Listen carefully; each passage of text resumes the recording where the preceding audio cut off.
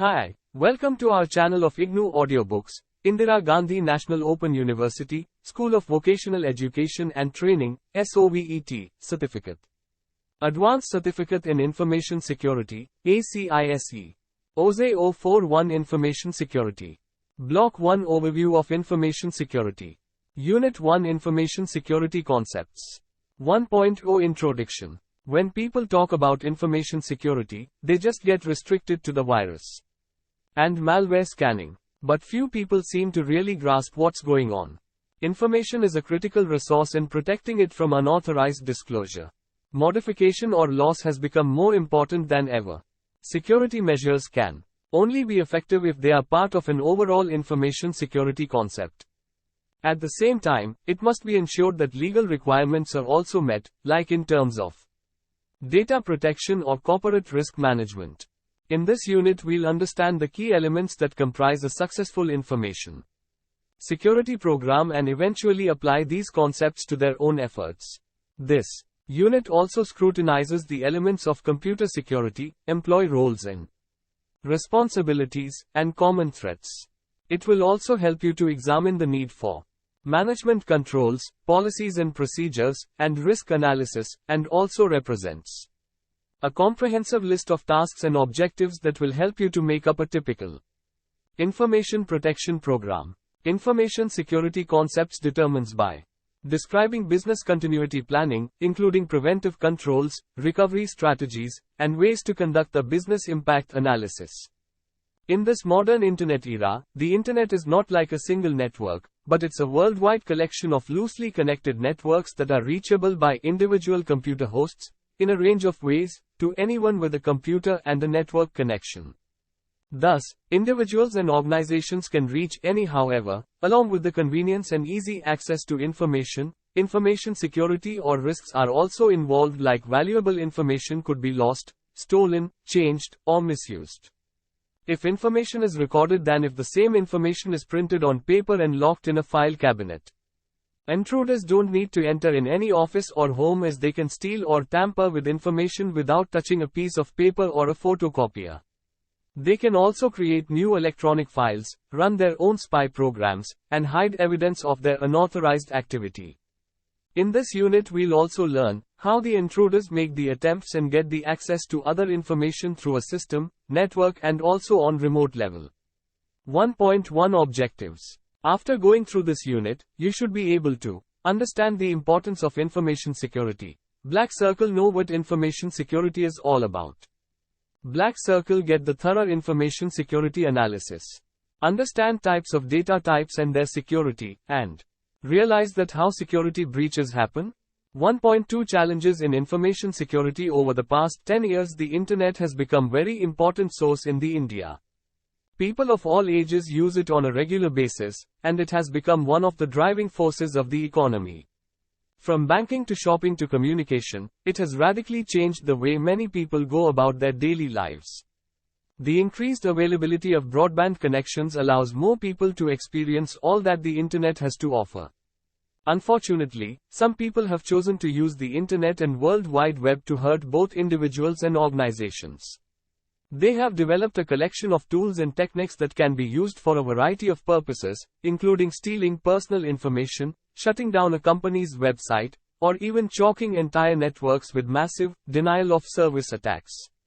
Although the good guys try hard to keep ahead of the bad guys, not everything can be predicted and/or prevented.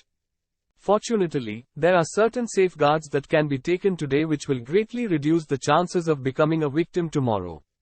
As per the current scenario, almost 90% of the internet users have experienced some cases of cyber fraud, such as data theft, fake emails, financial losses, phishing, credit card frauds, key logging, and many more. Instead of cybersecurity solutions, most of the internet users are not even aware that they are suffering from all of these cyber frauds. If we see and compare the stats, we get to know that the cyber frauds have been increased up to 70% than the previous year, and this ratio is rising up day by day. Nearly 1 out of every 6 Indian enterprises is impacted by critical issues of data loss. The study reveals data loss as the largest information security concern of Indian enterprises today. Large enterprises showed the highest awareness of DLP, 84%, while the awareness and adoption was very low in medium and small enterprises. Look at the screen. Figures 1. Yearly comparison of complaints received via IC3. 1.2.1 Challenges. Nowadays, every computer user accesses the internet frequently at least 4 to 6 times a week for various purposes like online shopping, social networks and blogs, information gathering, net banking, e-communication, downloading of music, data, e-books and many more. However, it has been found that majority of computer users make the following mistakes mentioned below, which help the professional crackers to access the confidential information online, via various tricks and techniques and breach information security. Black Circle Internet users use the same passwords for multiple logins, which is the main cause of information theft. Black Circle very rare users look for authenticity of the website by looking at the security provider, due to which they become the victims of various attacks and hence lose their important information. Black Circle, though the security awareness is getting increased day by day, however still computer users create very less authenticity barriers for the online transactions. Black Circle even, most of the user do not look for secure websites, HTTPS smiley face. Users open any attachments attached along with their email IDs from the unknown senders and even without scanning through the antiviruses. Black Circle sharing of passwords with the friends and relatives, which breach information security. Black Circle users even write their debit, credit card NOS with the CVV numbers on papers and leave them on their desks or the cabins while working or making the transactions. Users provide their personal information like phone numbers, name, address, date of birth, school, college name, and even share their photographs while chatting to other anonymous users who misuse the same information and make the illegal transactions. Or at times, users also respond to the messages or bulletin board items that are obscene, belligerent or threatening, due to which they become the victim by the professional crackers who tend to make cyber crimes. 1.2.2 Types of cyber crimes.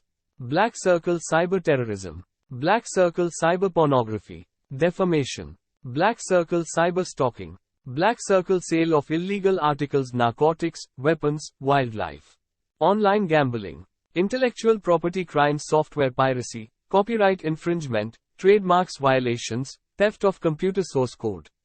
Black Circle email spoofing. Black Circle forgery. Black Circle phishing. Credit card frauds. Web jacking. Information theft. Email bombing. DOS attacks and many more. 1.2.3 Countermeasures. When we talk about the information security, we should always remember that formation security, we always remit precaution is the best countermeasure. However, there are few countermeasures which should be followed by every computer user in order to secure themselves from the professional crackers while using computers and internet. The countermeasures are mentioned as follows. Always make sure that your password is alphanumeric, i.e., combination of both letters and numbers, and also use some special characters if you can. Always keep your password length of minimum 8 characters.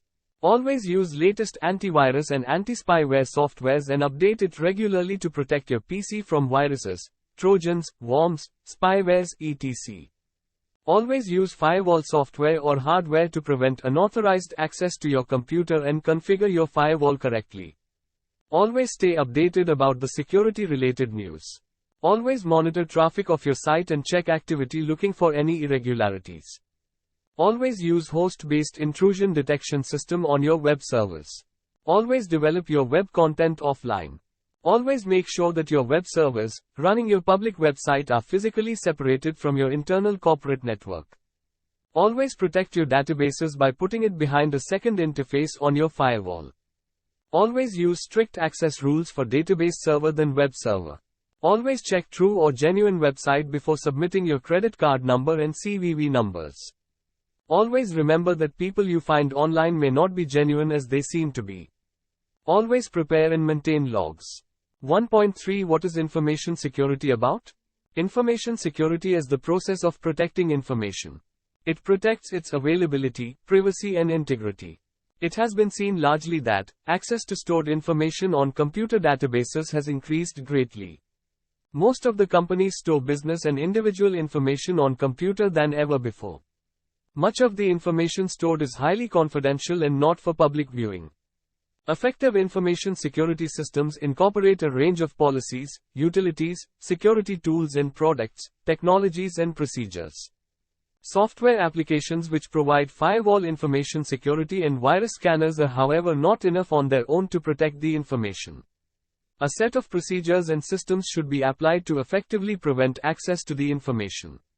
One of the major potential threats to information security is the people who operate the computers. A workplace may have excellent information security systems in place, however the term security can easily be compromised.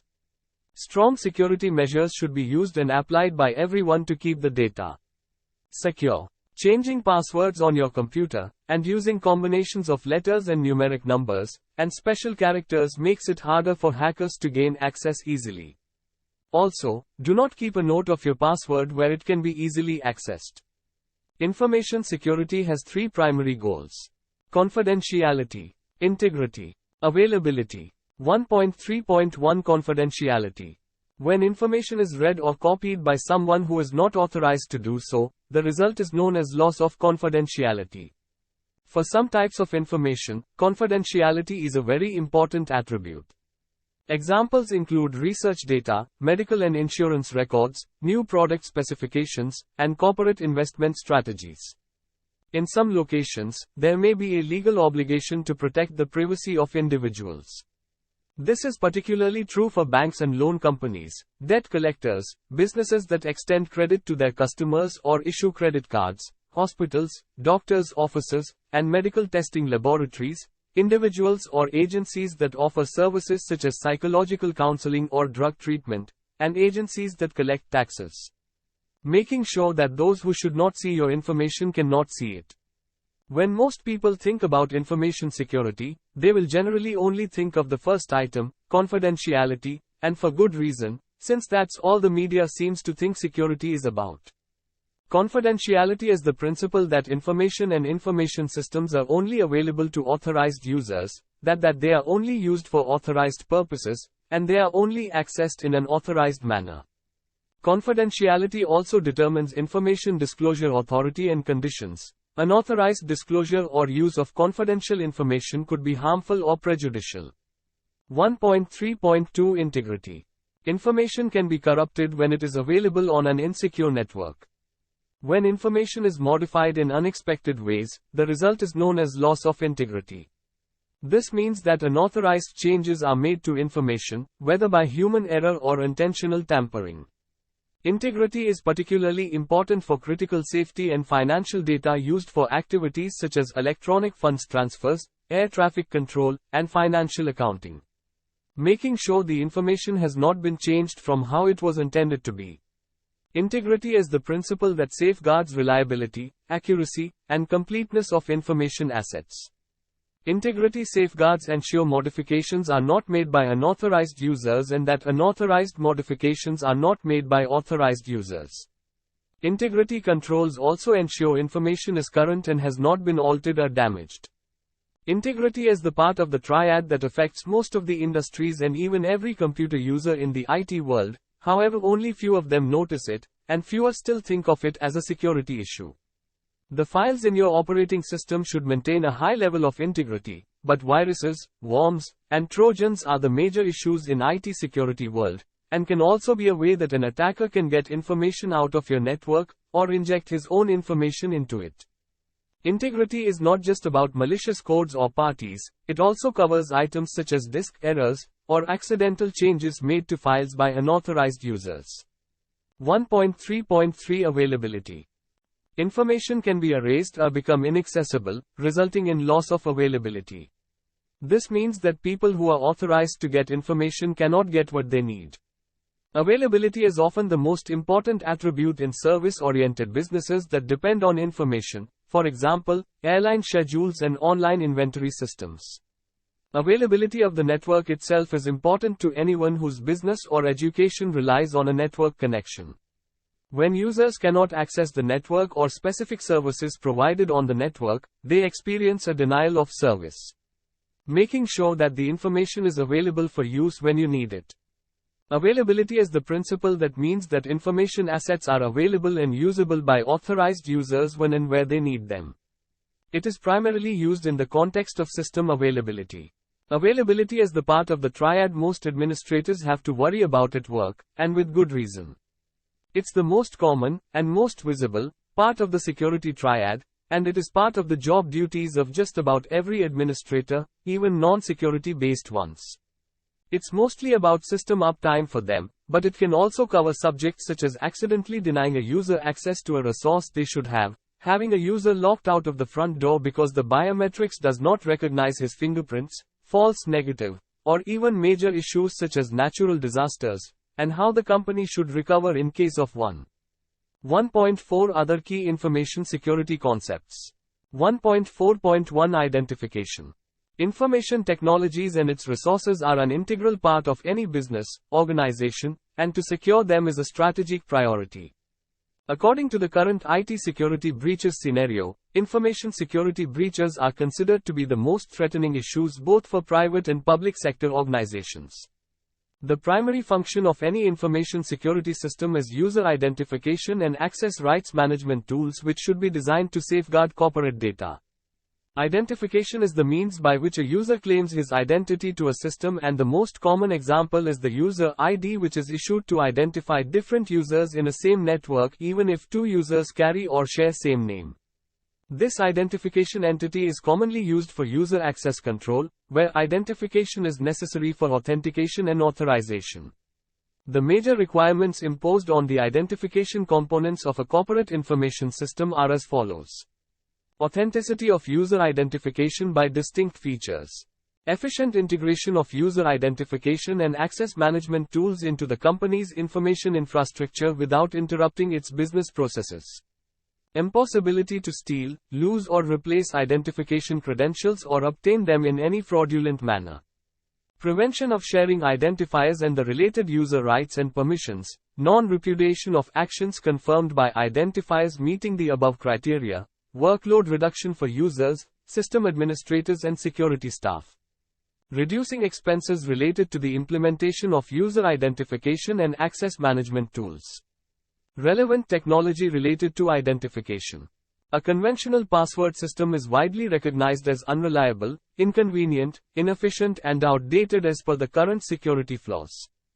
In addition, it can hardly be called free of charge. Identification solutions which are based on smart cards, tokens or hardware keys enjoy more attractiveness among corporate customers. Some of them ensure data protection through encryption, generation of random passwords, e-signature and digital certificates. Biometric identification. As a rule, data protection means additional workload and responsibilities for users, system administrators, and information security staff. Biometrics is an exception to a common rule, and implementing it helps to reduce the burden on the above groups while significantly enhancing the overall information security level. Unification of access procedures based on a single identifier like a fingerprint, protection of corporate data against unauthorized access or access based on violated access rights and security policies. Automation and centralization of user management, user accounts and related permissions in operating systems and other applications. Accelerating access processes for reliable users to corporate data, and full transparency of these access procedures. Reduction of idle hours caused by errors while entering the login, password or blocking user accounts. Enhancement of system administrators' operations due to a reduced number of identification, verification and authorization help desk calls. Prompt addition of new users and modification of user accounts of transferred or dismissed employees. If an application uses standard Windows-based identification tools, then the passwords which are required to access such an application can be replaced by users with fingerprint identification. If an application uses other identification techniques, then it should be supplemented with Biometrics Advanced Software Development Toolkit. 1.4.2 Authentication. Authentication is proving that a user is the person he or she claims to be. That proof may involve something the user knows, such as a password, something the user has, such as a smart card, or something about the user that proves the person's identity, such as a fingerprint. Authentication means verifying the identity of a user logging onto a network. passwords, digital certificates, smart cards and biometrics which can be used to prove the identity of the user to the network. Information security authentication includes verifying message integrity, email authentication and MAC, message authentication code, checking the integrity of a transmitted message.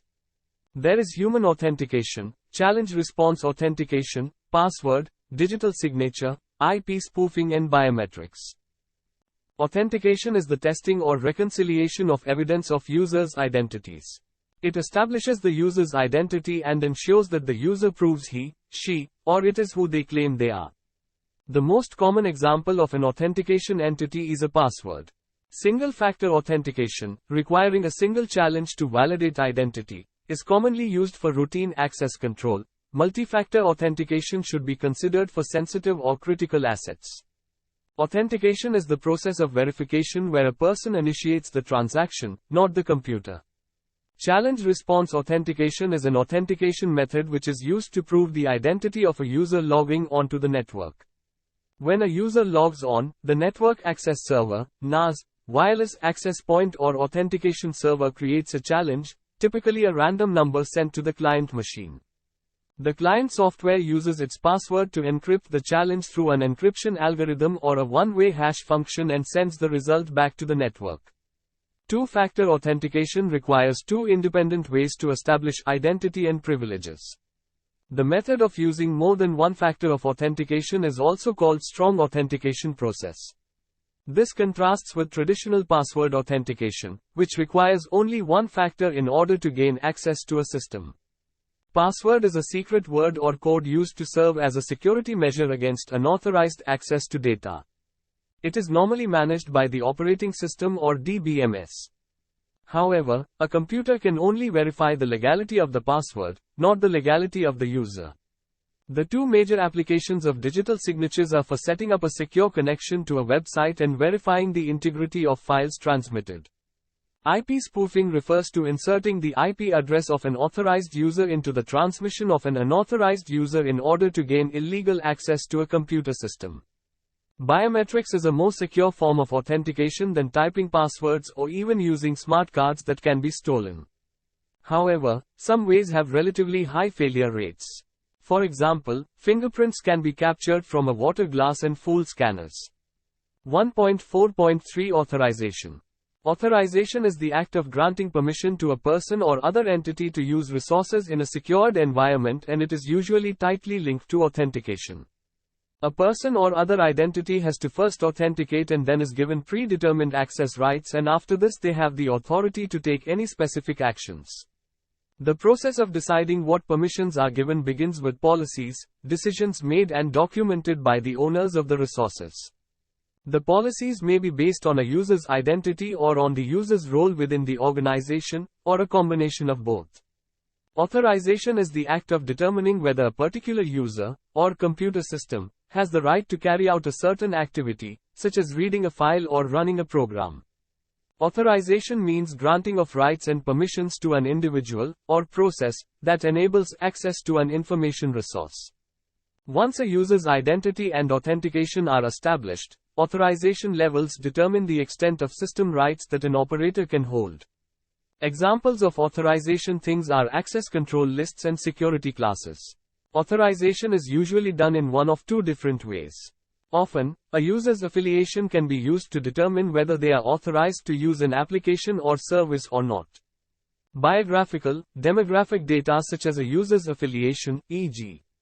student, faculty, staff, or school, institution, department can be used to make authorization decisions. In other cases, there is no single piece of demo data that can be used to make an authorization decision, but rather authorization is based on need to know.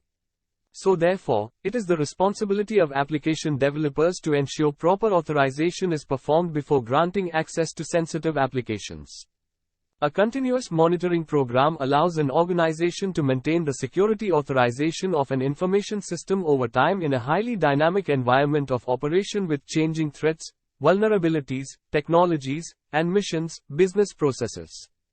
Continuous monitoring of security controls using automated support tools facilitates near real-time risk management and promotes organizational situational awareness with regard to the security state of the information system. The implementation of a continuous monitoring program results in ongoing updates to the security plan, the security assessment report, and the plan of action and milestones. A rigorous and well-executed continuous monitoring program significantly reduces the level of effort required for the reauthorization of the information system. Continuous monitoring activities are scaled in accordance with the security categorization of the information system. 1.4.4 Accountability. Accountability refers to a system's capability to determine and track the actions and behaviors of a single individual within a system, and to identify that particular individual.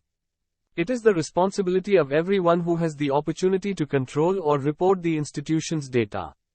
Each role has different responsibilities for information security, and each individual should be accountable for his or her actions.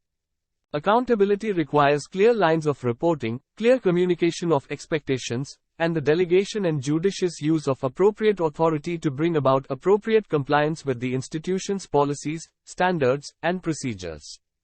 Information security is a key component of IT governance. As IT becomes more strategic and information evolves into the real capital of business, so the management of information and similar assets becomes of greater concern to company boards. Accountability is central to IT governance. The decision-making process defines who makes decisions, who is accountable for processes, who changes them, all within the context of change management. The initial decision makers in software development or procurement processes must be accountable for performance since they have established the criteria on which performance assessment is to be made. Accountability saturates the entire organization where no level is untouched. IT governance recognizes this when it inherits the larger view of enterprise and corporate governance. These latter realms address confidence and transparency within and without the organization, establishing credibility and trust in the market. IT governance does much the same but largely within the organization. However, when IT concerns link to the supply chain, we see the extension of the enterprise. Critical processes branch out into wider markets and chains of accountability. Accountability now has more impact on a company and corporate personnel than ever before. If an organization reports information security and privacy compliance and connects it with personnel performance, then personnel understand their accountability more clearly and are even more likely to comply. There are a growing number of legal actions in which the victims of inadequate information security and privacy practices are filing suits against organizations that were not necessarily the offenders of an incident, but whose systems and poor practices contributed to allowing the incident to occur. For example, there have been instances involving denial of service (DOS) attacks in which lawsuits have been filed against Internet Service Providers (ISPs), whose networks were used by hackers to launch attacks. The effect of such legal actions is to make organizations and people with poor information security and privacy practices accountable for the misuse of their network. Such shifts in accountability start moving the enforcement of policy away from management toward individuals and are also being supported by new regulations laid as per Indian IT Act. To achieve accountability, the information security and privacy training and awareness program must be well organized, support business goals, and clearly supported by executive leaders to ensure participation. The regulations and sentencing guideline updates discussed earlier require organizations to make their personnel accountable for their business activities, and training and awareness are ways in which this accountability can be established. 1.4.5 Privacy. The term privacy is defined as a combination of maintaining the confidentiality of information and restriction of the use of the information, as authorized by the information owner. Privacy relates to the level of confidentiality and control granted to the user or individual subject of the information within a system. Privacy measures protect an individual's ability to determine what information is collected about them, who can access the information, how it may be used, and how it may be maintained. Generally, privacy is the individual information which is personal and confidentiality is the corporate information which is related the trade secret. 1.5 Data security and types of data. Data is the raw materials we all have stored as rows and columns in our databases. This may contain many forms of sensitive elements, personal data, market-sensitive data, intellectual property, national secrets. Information is anything we can make useful out of the data in a human-readable form that will cause some change to happen as a result of the information leaving in our system. Data security is the practice of keeping data protected from corruption and unauthorized access. The focus behind data security is to ensure privacy while protecting personal or corporate data. Security is compromised just by exposing the information to others, which depends on the type of data. The unauthorized access of this data could lead to numerous problems for the larger corporation or even the personal home user. There are a number of options for locking down your data, from software solutions to hardware mechanisms. Computer users are certainly more conscious these days, but is your data really secure? If you do not follow the security countermeasures, then your sensitive information could be at greater risk. Types of data. Data classification, in the context of information security, is the classification of data based on its level of sensitivity and the impact to an institution or an organization. The data should be disclosed, altered or destroyed without authorization as decided by the security implementation team within the organization. The classification of data helps to determine what baseline security controls are appropriate for safeguarding that data. All data should be classified with the security concerns, and here is a more in-depth explanation of the 4 major data types which are mentioned below as following. 1.5.1 Public data. It is designed to be shown publicly, so there is no reason to protect it from being seen from others at all, and thus confidentiality is not a concern in public data. In case of public data, if information is changed or destroyed, you'll definitely lose something. However, you can still remember it. Public data needs to be accessible, but only a few users or machines should be able to change, edit it. Examples of public data for businesses might be the information on your company's official website, or any documentation sent to all consumers of your product or services. For home users, it may be your personal homepage, or something like your personal profile on social networking websites. While it would not harm for this data to be seen by others, and if this data was changed in transit, the results could be disastrous and funny, but mostly disastrous. 1.5.2 Internal data. It is also known as private data, and it is a type of data that company workers generally know, but outsiders should not know it. It includes the items such as PINs, personal identification numbers, for doors if everyone shares the same PIN, the location of some rooms within the building, such as server rooms or wiring cabinets, or any internal policy and procedures of the company. It is a type of information that most of the organization employees can find out, or may even need to know for the general access. Discovering this information is normally not a risk in itself, but it allows for better attacks. The main risk is modification, either by an outside force such as an attacker, or in most of the cases, accidentally by an internal user. Security breaches of this type of information generally affect the operations of a business, and not much else. Most of the files on your OS would actually fall under this data type, as damage to them will only affect operations. Remember that internal data can also be a stepping stone to launch attacks on other types and forms of data, which is more secure. On the other hand, removing internal data from the view of workers can cause damages to business operations, which is ultimately performing a form of denial of service (DOS) attack. For a home user, private data could be the information like where you store your keys, security codes for home security systems, and to even less obvious items. While knowing your pet's name may not seem like any sort of security risk, if you happen to use your pet's name as a prompt in case you forgot your password, or your date of birth, your favorite place etc., which could raise some security concerns. 1.5.3 Confidential data. It is the type of data which is used by a limited number of internal users, and should not be known to the majority of employees in any organization. Human resources, HR, data and payroll information generally falls under this category. Read access to this data is limited only to a few users, and write access is generally restricted even to more employees. If this becomes public internally, operations and internal trusts are at stake, while if despised externally, an organization might lose its prestige, trust, and revenue along with operations and internal trusts. OS files dealing with security also fall into this area in most of the cases.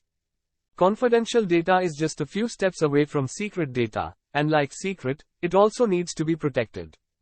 For a home user, this could be some emails you wrote, your browser history, or a folder which contained pictures and movies and the rest of the household wouldn't approve to look into any data.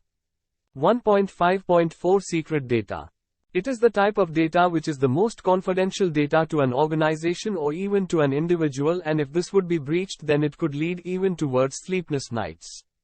Most people think of securing the secret data when they hear about breaches in their private information. This data could be your trade secrets like tender quotations, intellectual property secrets, and external secrets, such as information held in trust for others, like partners, partner companies, or customers. Loss of this data may cause critical damage to the company's goodwill, and could be a reason of downfall in it. How to secure data? The most valuable thing in our computer or network is the data we create. After all, that data is the reason for having the computer and network in the first place. Anybody for whom data is important, security is more important than that, and if you'll not follow the security guidelines, then it would be very difficult to secure your information from the external attacks. Operating systems and applications can always be reinstalled, but user-created data is unique and if lost, may be irreplaceable. Here are some tips on data security from loss and/or unauthorized access which are mentioned below as following. Encryption. Encryption has become a critical security feature for thriving networks and active home users alike. This security mechanism uses mathematical schemes and algorithms to crawl data into unreadable text. It can only be decoded or decrypted by the party that possesses the associated key. FDE, full disk encryption, offers some of the best protection available. This technology enables you to encrypt every piece of data on a disk or hard disk drive. Full disk encryption is even more powerful when hardware solutions are used in conjunction with software components. This combination is often referred to as end-based or endpoint full disk encryption. You should also use zipping software such as WinZip or WinRAR to compress and encrypt your documents. Strong user authentication. Authentication is another part of data security that we encounter with everyday computer usage. Just think about when you log into your email or blog account. That single sign-on process is a form of authentication that allows you to log into applications, files, folders, and even an entire computer system. Once logged in, you have various given privileges until logging out. Some systems will cancel a session if your machine has been idle for a certain amount of time, requiring that you prove authentication once again to re-enter. The single sign-on scheme is also implemented into strong user authentication systems. However, it requires individuals to log in using multiple factors of authentication. This may include a password, a one-time password, a smart card, or even a fingerprint. Often backup. Data security would not be completed without a backup solution to your critical information. The most important part in protecting your data from loss is to take the backup regularly.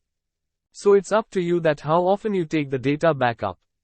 That depends how much data can you afford to lose if your system crashes completely. A week's work? A day's work? An hour's work? Though your data may appear secure while restrained away in a machine, there is always a chance that your data can be compromised. You could suddenly be hit with a malware infection where a virus destroys all of your files. Also, if someone could enter your computer and steal data by sliding through a security hole in the operating system. A reliable backup solution will allow you to restore your data instead of starting completely from scratch and will save a lot of time as well. Use file level and share level security. To keep others out of your data, the first step is to set permissions on the data files and folders. If you have your data in network shares, you can set share permissions to control which user accounts can and cannot access the files across the network. With Windows 2000 XP, this is done by clicking the Permissions button on the Sharing tab of the Files or Folders Properties sheet. However, these share-level permissions won't apply to someone who is using the local computer on which the data is stored. If you share the computer with someone else, you'll have to use file-level permissions, also called NTFS permissions, because they're available only for files, folders stored on NTFS formatted partitions. File-level permissions are set using the Security tab on the Properties sheet and are much more persistent than share-level permissions, and in both the cases, you can set permissions for either user accounts or groups, and you can also allow or deny various levels of access from read-only to full control. Protect documents with password. Many applications, such as Microsoft Office applications and Adobe Acrobat, will allow you to set passwords on individual documents where you must enter the password in order to open the document. To protect your document with password in MS Word, go to Tools, Options and click the Security tab. You can require a password to open the file and/or to make changes to it. You can also set the type of encryption standard that you want to use. Unfortunately, Microsoft's password protection is relatively easy to crack, where it's an easy job for a professional hacker to break the password and get the access to your information. However, still it's recommended that you protect your data with the password, as the probability to crack the password is by undetermined hackers is comparatively less. Hide data with steganography. You can use steganography to hide your data behind the other data, as it's also an important technique to encrypt your important data. For example, you could hide a text message within a JPG file or an MP3 file, or even inside another text file, although the latter is difficult because text files don't contain much redundant data that can be replaced with the hidden message. The data is encrypted first and then hidden inside another file with the steganography software like stools, Encryptor, MP3 Stegs, Paranoid etc. Some steganographic techniques require the exchange of a secret key and others use public-private key cryptography. A popular example of steganography software is StegoMagic, a freeware download that will encrypt messages and hide them in text, WAV, or BMP files. Make use of a public key infrastructure. A public key infrastructure is a system for managing public-private key combinations and digital certificates. Because keys and certificates are issued by a trusted third party, a certification authority, either an internal one installed on a certificate server on your network or in a public one, such as VeriSign, certificate-based security is stronger. We can protect our data that we want to share with someone else by encrypting it with the public key of its intended recipient, which is available to anyone. The only person who will be able to decrypt it is the holder of the private key that corresponds to that public key. Secure wireless transmissions. Data that we send over a wireless network is even more subject to interception than that sent over an Ethernet network. Hackers don't need physical access to the network or its devices, and anyone with a wireless-enabled portable computer and a high-gain antenna can capture data and/or get into the network and access data stored there if the wireless access point isn't configured securely. You should send or store data only on wireless networks that use encryption, preferably WPA, which is stronger than WEP. Protect data in transit with IP security. Your data can be captured while transition over the network by a hacker with sniffer software, also called network monitoring or protocol analysis software. To protect your data when it's in transit, you can use IPsec, however, the only condition is that both the sending and receiving systems have to support it. Windows 2000 and later Microsoft operating systems have built-in support for IPsec. Applications don't have to be aware of IPsec because it operates at a lower level of the networking model. Encapsulating Security Payload, ESP, is the protocol IPsec uses to encrypt data for confidentiality. It can operate in tunnel mode, for gateway-to-gateway protection, or in transport mode, for end-to-end protection. To use IPsec in Windows, you have to create an IPsec policy and choose the authentication method and IP filters it will use. IPsec settings are configured through the Properties sheet for TCP, IP, on the Options tab of Advanced TCP, IP settings. EFS encryption. This is a built-in certificate-based encryption method. Windows 2000, XP Pro, and Server 2003 support the encrypting file system to protect individual files and folders stored on NTFS formatted partitions. Encrypting a file or folder is as easy as selecting a checkbox, which you could easily do by just clicking the Advanced button on the General tab of its Properties sheet. Note that you can't use EFS encryption and NTFS compression at the same time. EFS uses a combination of asymmetric and symmetric encryption system for both security and performance. To encrypt files with EFS, a user must have an EFS certificate, which can be issued by a Windows Certification Authority or self-signed, if there is no certification authority on the network. EFS files can be opened by a designated recovery agent with Windows XP 2003, but not with Windows 2000, and we can also designate other user accounts that are authorized to access your EFS encrypted files. Note: EFS is to be used for protecting data on the disk. If you send an EFS file across the network and someone uses a sniffer to capture the data packets, they'll be able to read the data in the files. 1.6 How do most security breaches happen? Information, data security breaches are being reported with increasing regularity in this internet era. During the past few years, there have been numerous examples of hackers breaking into corporate, government, academic, and personal computers and compromising computer systems or stealing personal data such as bank details, credit card information, and contractual details, business quotations, etc. These security breaches occur not only because of illegal or fraudulent attacks by computer hackers, but also happen because of careless business practices, such as lost or stolen laptop computers, or the careless placement of personal data on public, social networking websites. If the operating system crashes and is unrecoverable, it could have been caused by a hardware error, but it could also have been caused by installing malicious software, so the best countermeasure is to find the true cause that will help us to prevent security breaches happening again. You might have heard about several high-profile data security breaches. However, in most of the cases the information was stored on unencrypted laptops that were either lost or stolen. Organizations need to examine whether their IT security systems are capable enough with current information, data security standards or not. Mistakes do happen and most security breaches occur by accident. However, regardless of the cause of a data security breach, negative publicity is bound to follow. To avoid such unwanted media and public attention, it is crucial that all organizations have proper security systems in place to safeguard personal data from accidental or deliberate, but unauthorized, disclosure. Security breaches occur because of many reasons like hacking, stolen data contained in hard disks, pen drives and other computer equipment, or careless disclosure of information. Moreover, the security breach you must hear about is caused by automated attacks, such as worms, viruses, and trojans.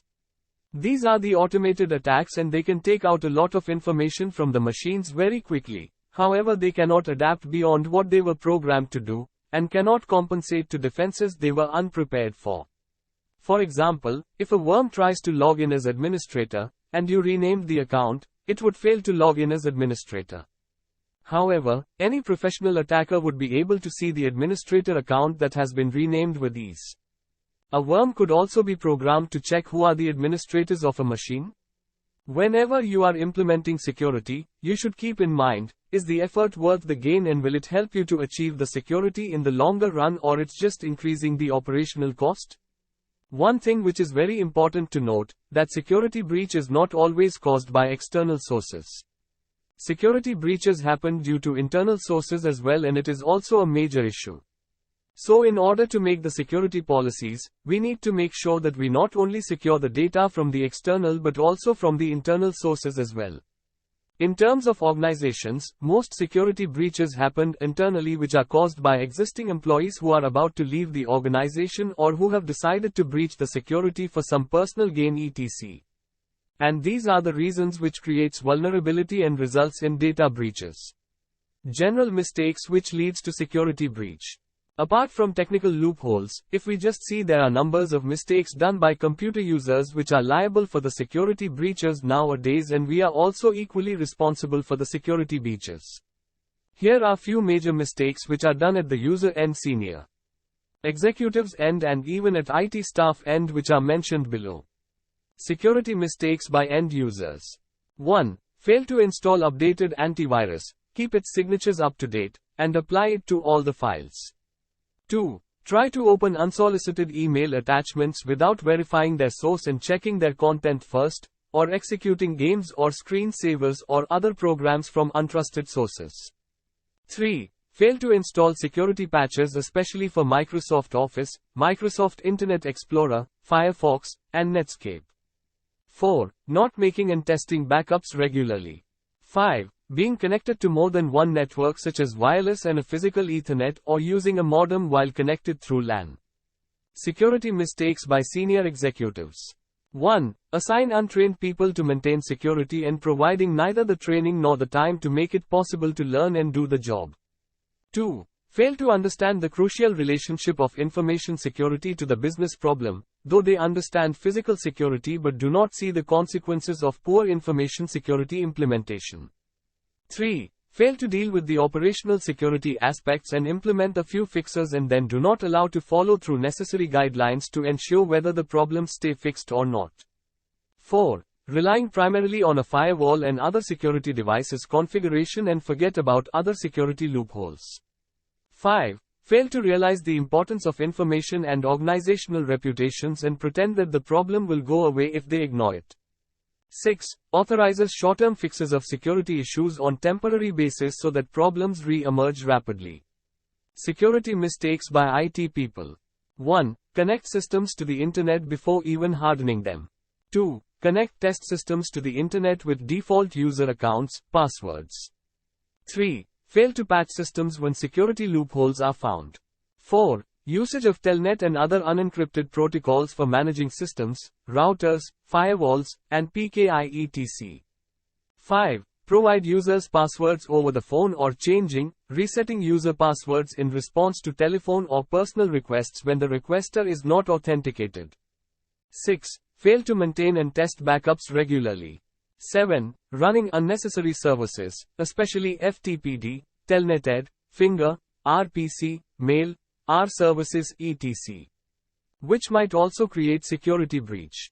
8. Implementing firewalls with such rules that don't stop malicious or unsafe incoming or outgoing data. 9. Fail to implement or update antivirus regularly. 10. Fail to educate users on what to look for and what to do when they see a potential security breach. 11. Allow untrained, uncertified, and unexperienced people to take responsibility for securing important systems. 1.7 How do you measure software security? Software security breaches are extremely common in IT world and a larger percentage is actually caused by software development defects. Since individuals and organizations are now completely dependent on software systems for their day-to-day operations, it is very important to produce secure software products for the smooth operations of every industry.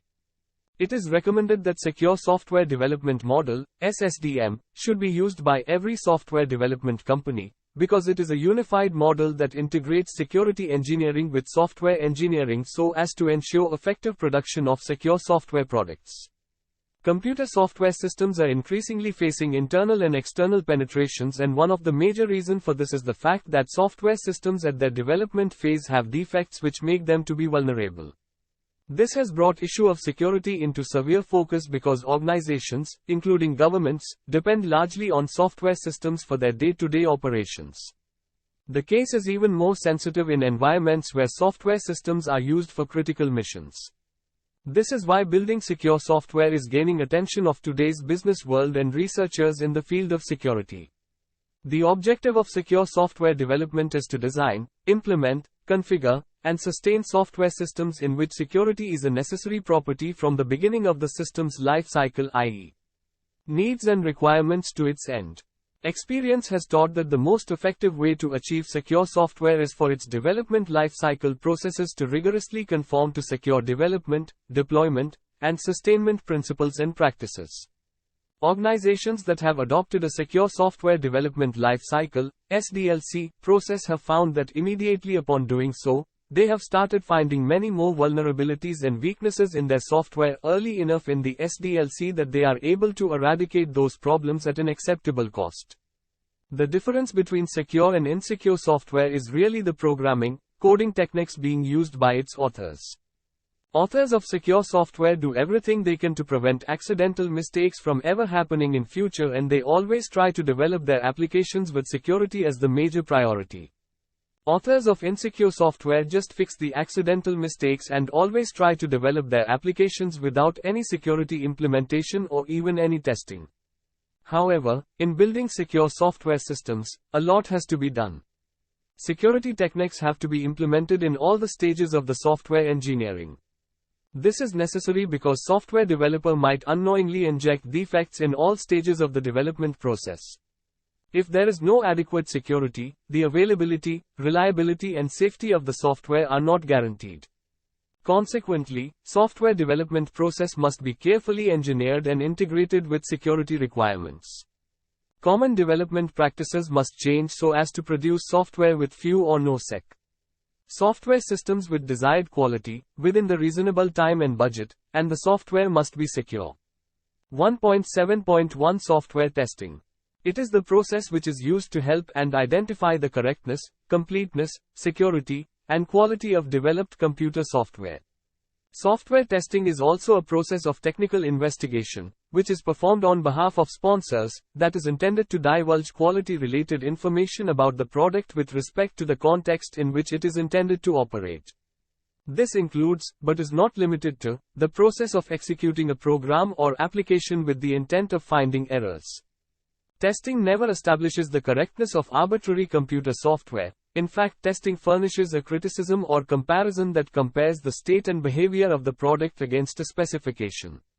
An important point is that software testing should be distinguished from the separate discipline of software quality assurance, SQA, which encompasses all business process areas, not just testing. 1.7.1.1 Black box testing. It is a testing method in which the internal structure, design, implementation of the item being tested is not known to the tester. It is also termed as data-driven, input-output driven or requirements-based testing. It is also called as the functional testing, wherein we check the functionality of the application through the input and check what the expected output is. The tester legally gives input and sees the expected output and need not worry about how the application arrived at the output. Testing is done by using outward-facing interface GUI, graphical user interface. The research in black box testing mainly focuses on how to maximize the effectiveness of testing with minimum cost, usually the number of test cases. Alpha testing. In this type of testing, the users are invited at the development center where they use the application and the developers note every particular input or action carried out by the user. Any type of abnormal behavior of the system is noted and rectified by the developers under this testing. Beta testing. In this type of testing, the software is distributed as a beta version to the users and users test the application at their ends. As the users explore the software and in case if they find any exception, defect occurs, that is reported to the developers directly. Beta testing comes after alpha testing. Versions of the software, known as beta versions, are released to a limited audience outside of the company in order to check the level of security and to patch them accordingly if required. Stress testing. In this type of testing, applications are tested against heavy load such as complex numerical values, large number of inputs, large number of queries etc. Which checks for the stress, load of the applications. Stress testing deals with the quality of the application in the environment in order to make sure that in case if any heavy loaded records or values would be run in the future, it would not crash the software. Load testing. In this type of testing, the application is tested against heavy loads or inputs such as testing of websites in order to find out that at what point or stage the website, application fails or at what point its performance degrades. Load testing operates at a predefined load level, usually the highest load, so that the system can accept it and still functioning properly. Usability testing. This type of testing is also called as testing for user friendliness. This testing is done if user interface of the application stands an important consideration and needs to be specific for the specific type of user or not. Usability testing is the process of working with end users directly and indirectly to assess how the user perceives a software package, how they interact with it, and whether they face any inconvenience while working or using the application or not. Smoke testing. Smoke testing is a type of software testing that comprises of a non-exhaustive set of tests which aims at ensuring that the most important functions will work up to the mark. The result of this test is used to decide whether to proceed with further testing or not. If the smoke test passes, then the development goes ahead with further testing, and if it fails, then halt the further tests and ask for a new build with the required fixes. Recovery testing. Recovery testing is basically done in order to check how fast and better the application can recover against any type of crash or hardware failure and other disastrous problems etc.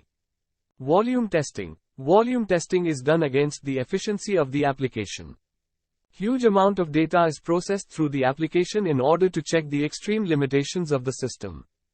It helps to verify the physical and logical limits to a system's capacity and ascertain whether such limits are acceptable to meet the projected capacity of the organization's business processing or not. Scenario testing. Scenario tests are realistic, credible and motivating to stakeholders, challenging for the program and easy to evaluate for the tester. They provide meaningful combinations of functions and variables rather than the more artificial combinations which you get with domain testing or combinatorial test design.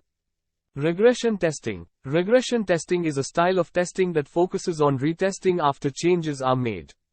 Under this testing method, testers retest several old bugs that were fixed, to see if they are back or not. 1.7.1.2 White box testing. White box testing is also called glass box testing, logic-driven testing or design-based testing. It is a software testing method in which the internal structure, design, implementation of the item being tested is known to the tester. It is also called clear box testing, wherein the tester needs to examine the internal workings of the component or items to be tested. By this testing we make sure all codes of application is being tested, i.e. the loop, branch, path coverage is tested at least once. Testing is done by using Internal Application Programming Interface, API.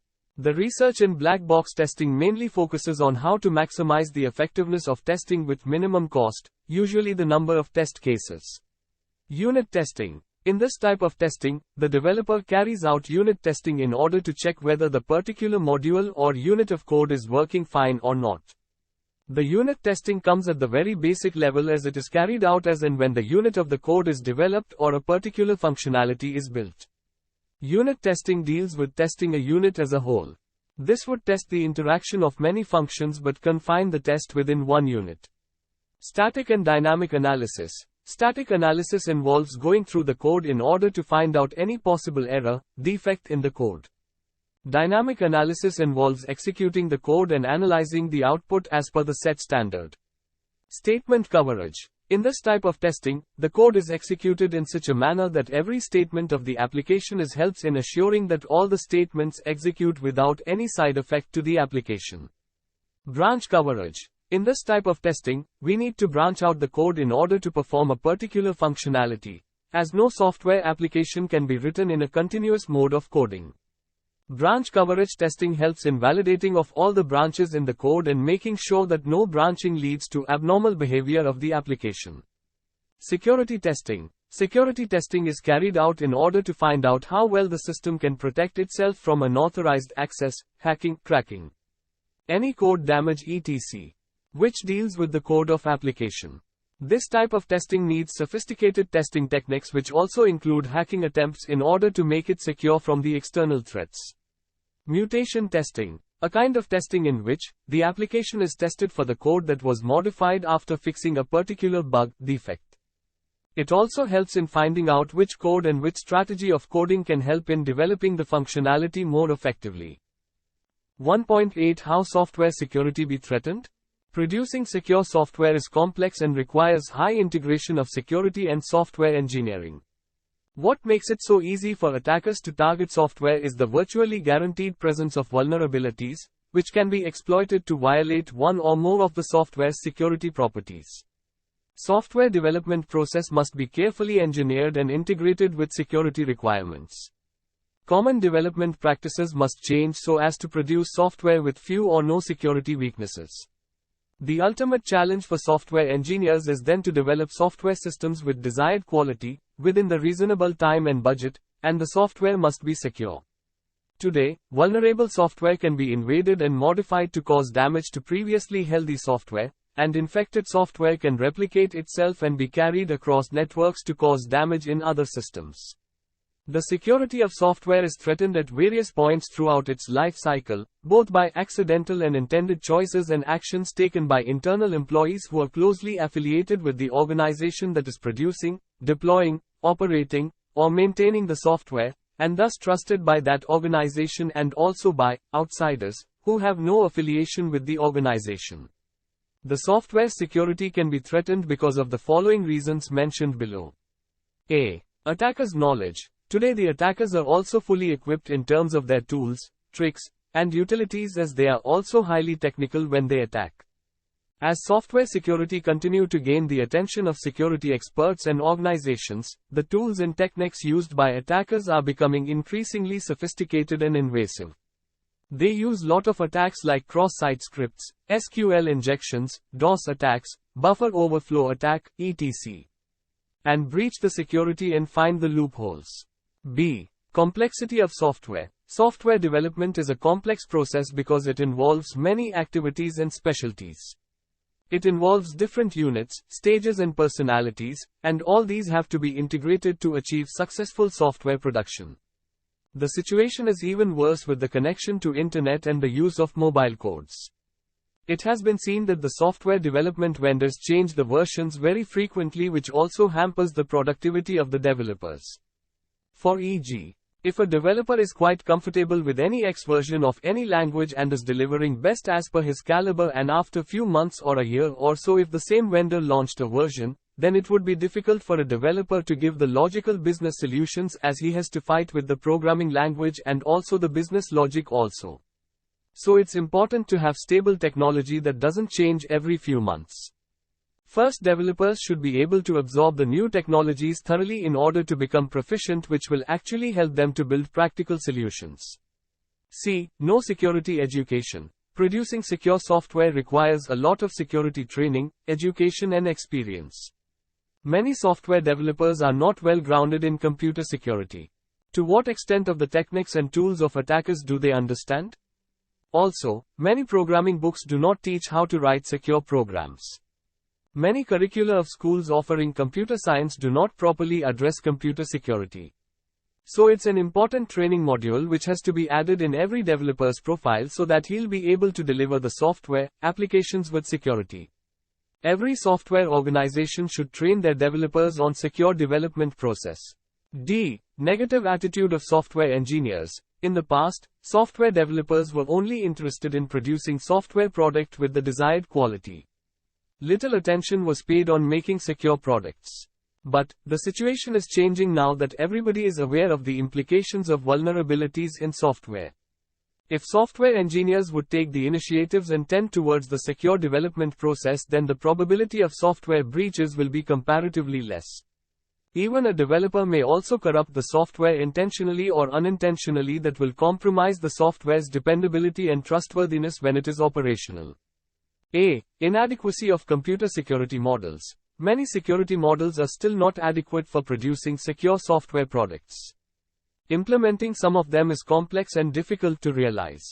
If those responsible for distributing the software fail to tamper-proof the software before shipping or uploading, or transmit it over easily intercepted communications channels, they leave the software vulnerable to intentional or unintentional corruption.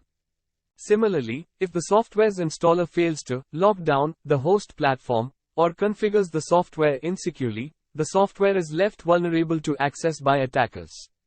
If those responsible for addressing discovered vulnerabilities in released software fail to issue patches or updates in a timely manner, or fail to seek out and eliminate the root causes of the vulnerabilities to prevent their perpetuation in future releases of the software will become increasingly vulnerable to threats over time. 1.9 Software assurance. It is a level of confidence that software is free from vulnerabilities, either intentionally designed into the software or accidentally inserted at any time during software development lifecycle, and that the software functions in the intended manner. The key objective of the software assurance program is to shift the security standard from patch management to software assurance. This process is designed to encourage software developers to raise overall software quality and security from the beginning, rather than rely on applying patches to systems after vulnerabilities have been identified. Software developers should realize that software security is fundamentally a software engineering issue that must be addressed systematically throughout the software development lifecycle in order to raise the standard on software quality and security. The main objective of software assurance is to ensure that the processes, procedures, and products used to produce and sustain the software adapt to all requirements and standards specified to govern those processes, procedures, and products or not. Software assurance in its broader sense refers to the assurance of any required property of software. Software assurance may also refer to the assurance of reliability or quality, and it is concerned with assuring the security of software as well. An increasingly approach for assuring the security of software is intended to provide justified confidence that the software under concern, 1, is free of vulnerabilities, 2, functions in the intended manner, and this intended manner does not compromise with the security or any other required properties of the software, its environment, or the information it handles, and 3, can be trusted to continue operating dependably under all anticipated circumstances, which also includes irregular and unfriendly environmental and utilization circumstances, which means that those who build the software need to anticipate such circumstances and design and implement the software which is able to handle them gracefully. Such circumstances include the presence of unintentional faults in the software and its environment, the exposure of the operational software to accidental events that threaten its security, the exposure of the software to intentional choices or actions that threaten its security during its development, deployment, operation, or its sustainment. 1.9.1 Best Practices for Secure Software Development. Software is more likely to be assurably secure when security is a key factor of its development and deployment. It must be understood that no software is 100% secure. However, software can be designed, developed, and deployed with a secure mindset, factoring in necessary security controls that minimize the likelihood of exposure and the impact if exploited. The following practices mentioned below can help to achieve secure software development. 1. Security training. The software's analysts, designers, developers, testers, and maintainers should be provided with the necessary information, e.g., through training and education, to give them sufficient security awareness and knowledge to understand and effectively adopt the principles and practices that will enable them to produce secure software. Cases on previous security breaches and their consequences should be presented to them in order to appreciate the need for adequate protection of software products. Software developers must be able to study a software system and identify software resources that might be of interest to potential attackers. They should be educated on nature of previous attacks. There is need to understand attackers' techniques and tools and implications so as to properly understand attackers' behaviors. There is also need to understand penetration techniques of actions like logic bombs, trojans, virus, worms, malwares, etc. 2. Secure development principles and practices. Software developers should also be educated on previous practices on secure software development and their strengths and weaknesses so as to move secure software development forward. Provision of adequate security to big and complex systems is a huge challenge. Complex software systems need more comprehensive threat analysis principles and practices in order to capture potential attacks effectively.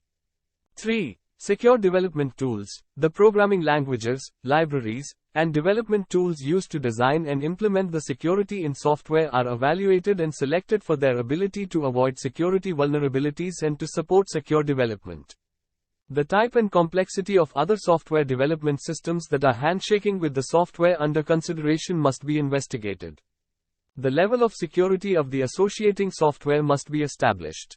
4. Assessment of the operating environment. There is need to study the environment in which the software must operate in order to identify the possible potential attackers and their categories. It is also required to determine whether they contain any vulnerabilities, and if so, whether the vulnerabilities can be remediated through integration to minimize the risk they pose to the software system. Protections are provided by the execution environment that can be leveraged to protect the higher-level software that operates in that environment. 5. Identifying techniques and tools used by attackers. It is also important to know the possible techniques and tools to be used by attackers in order to develop techniques to block them. It's important to ensure that software products are secured about the present situation, but it should be continued with the plan ahead because of the changing nature of attackers' techniques and tools. There is need to identify future behaviors of attackers and undertake some measures to prevent them. An attack profile consisting of potential attacks, goals or target of attackers, techniques and tools of attackers and future behaviors of attackers, should be constructed. 1.9.2 Principles of Secure Development Lifecycle Process. Vulnerabilities in software that are introduced by mistake or poor practices are a serious problem today. Secure development lifecycle assists software developers, architects, acquirers, and educators in the improvement and verification of the quality, reliability, and security of the software they produce or procure, and in establishing the justification to use that software with confidence. The following principles should guide the process of development lifecycle of secure software, including all decisions made in producing the objects at every phase of the software lifecycle. Requirements. The requirements phase is the opportunity for the product team to consider how security will be integrated into the development process. It also identifies key security objectives, and otherwise maximizes software security while minimizing disruption to plans and schedules.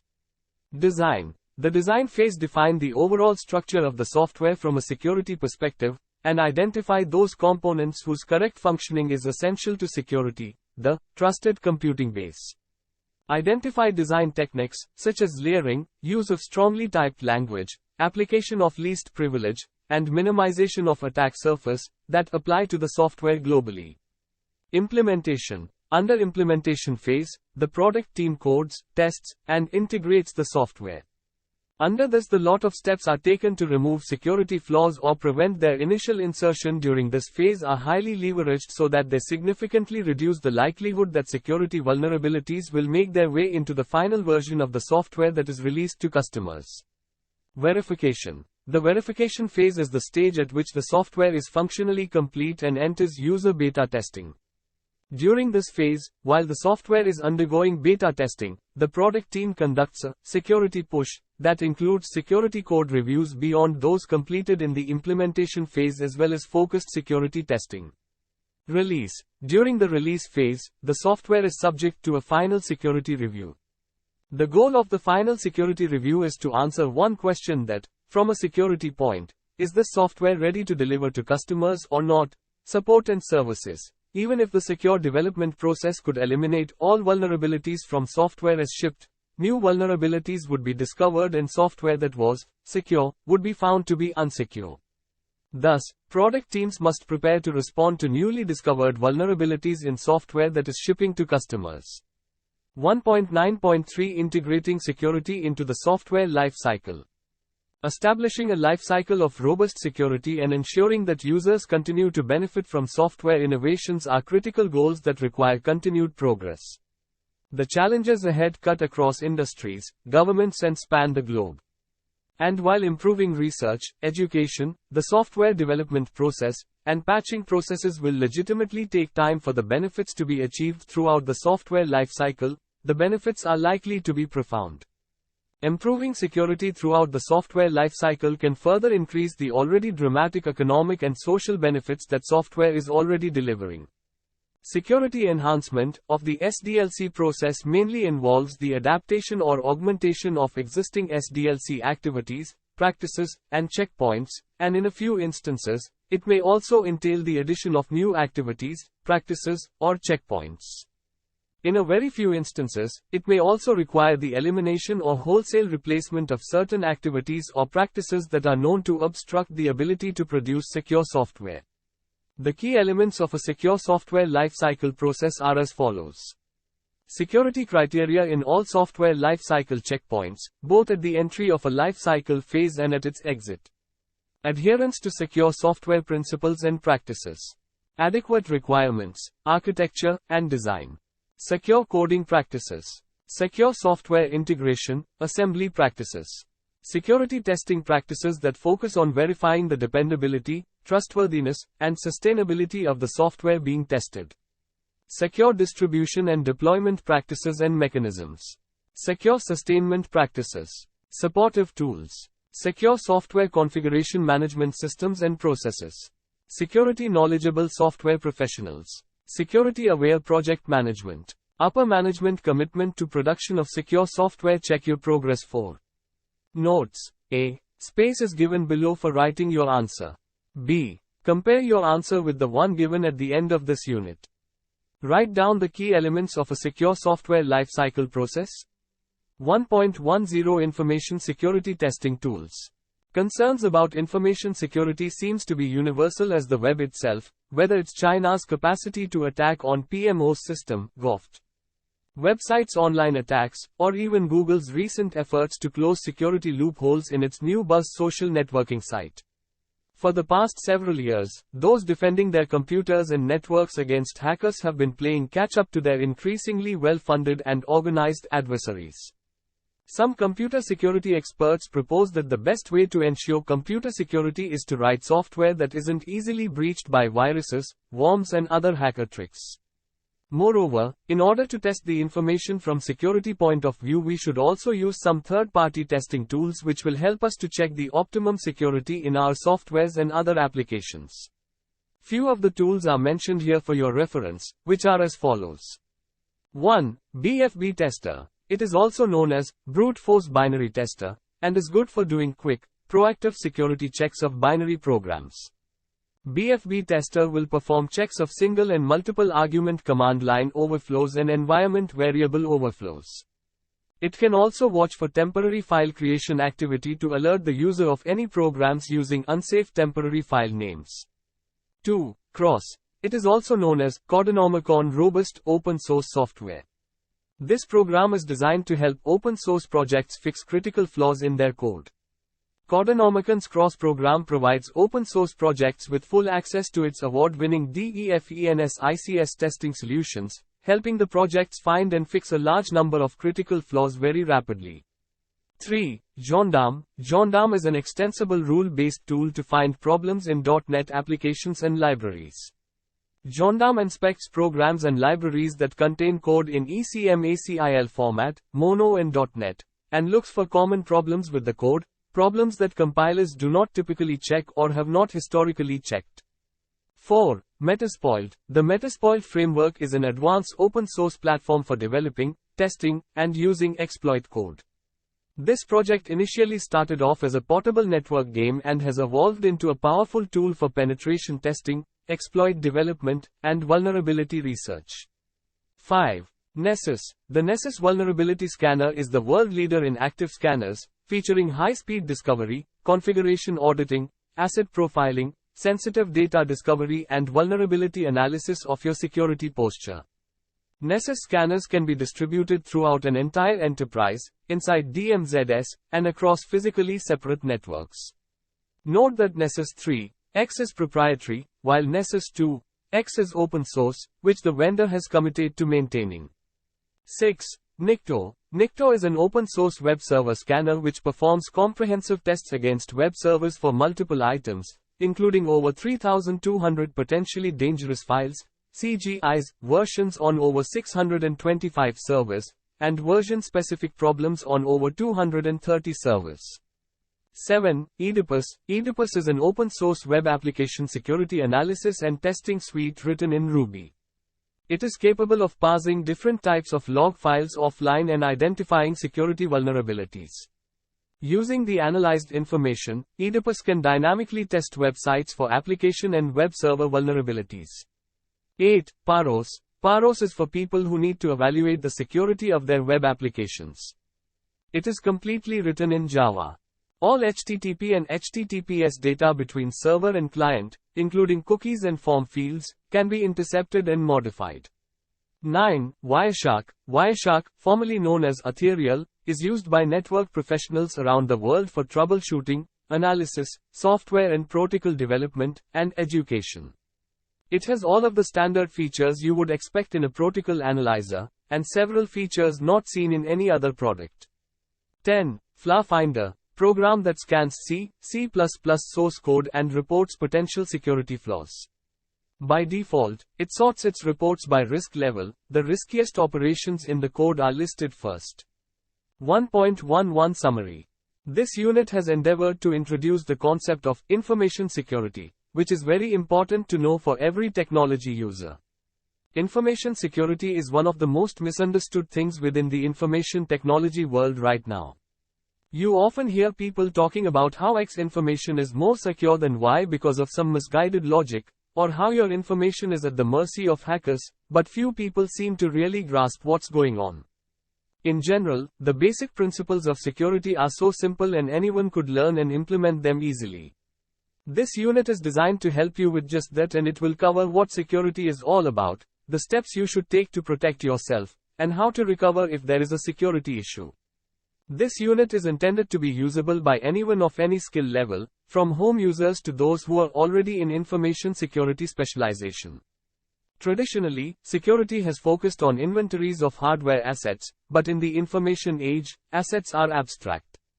The real risks are not the office on fire, but the failing network or corrupted database.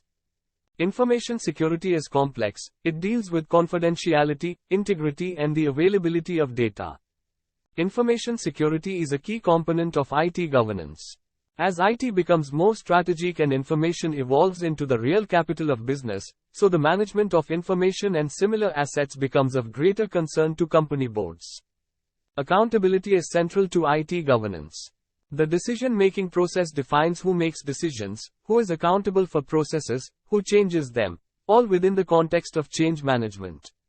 The initial decision makers in software development or procurement processes must be accountable for performance since they have established the criteria on which performance assessment is made.